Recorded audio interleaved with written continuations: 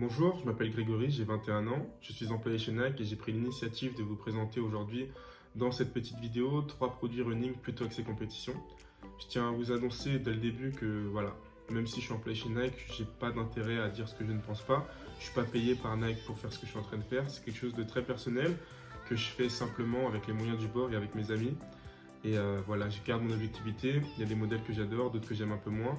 Et voilà, c'est une vidéo assez simple, pas trop détaillée. Je ne veux pas qu'elle s'adresse qu'aux spécialistes, mais qu'elle soit vue et comprise par le plus grand nombre. C'est vraiment quelque chose, je n'irais pas jusqu'à dire éducatif, mais voilà, peut-être un peu pédagogique. Je ne sais pas, les mots se ressemblent, mais ne veulent pas dire la même chose.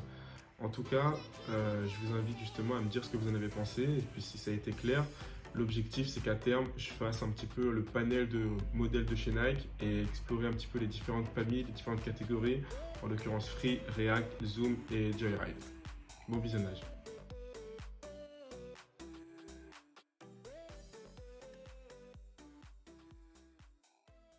Bonjour à tous, je vais vous parler aujourd'hui de la Zoomfly 3, de la Zoomfly Flyknit et de la Vaporfly Next%.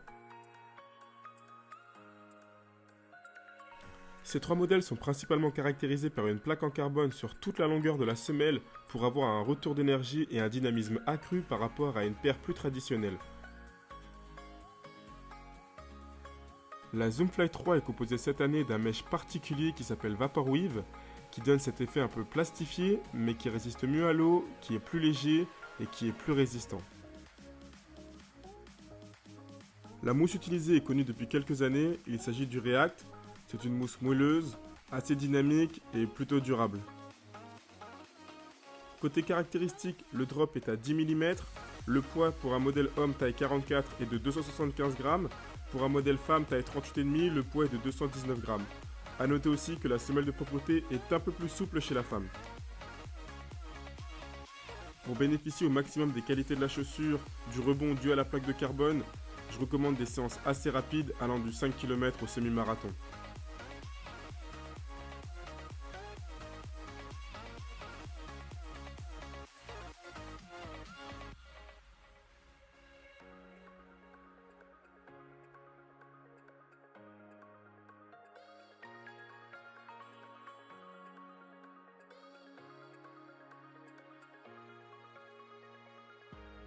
Pour conclure, je dirais que la Zoomfly 3 c'est un bon modèle.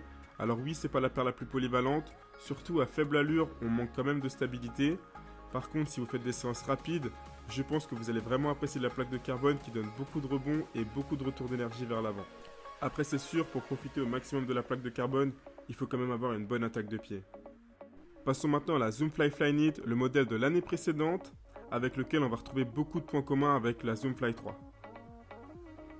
Le Flyknit est une empeigne légère et élastique qui offre une bonne respirabilité et un bon maintien en épousant au mieux la forme de votre pied.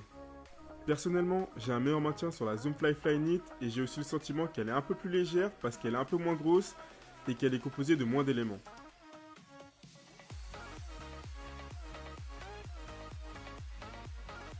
Je recommande du coup la Zoomfly Flyknit pour les mêmes raisons que je recommande la Zoomfly 3 pour des séances rapides pour profiter au maximum de la plaque de carbone et du retour d'énergie du modèle.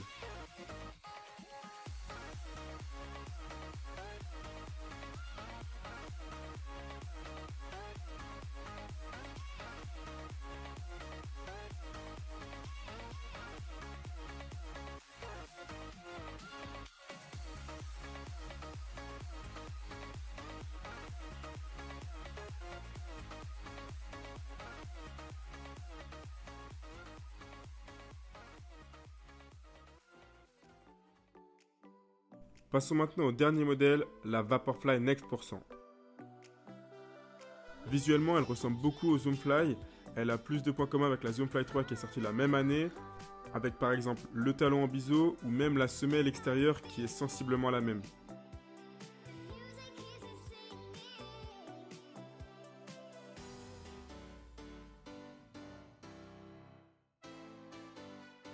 La mousse utilisée sur la Vaporfly s'appelle ZoomX. C'est une mousse très légère et extrêmement dynamique. C'est la mousse la plus réactive de chez Nike. Par contre, elle s'use vachement vite. C'est pourquoi je la recommande uniquement pour la compétition.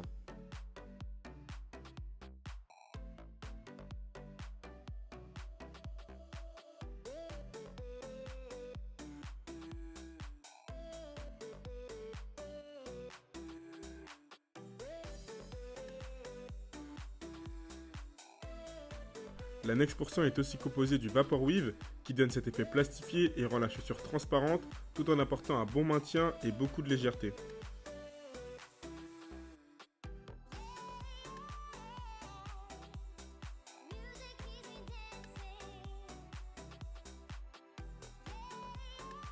La Vaporfly est beaucoup plus légère et beaucoup plus dynamique, mais s'use plus vite, c'est pour ça que je la recommande exclusivement pour la compétition.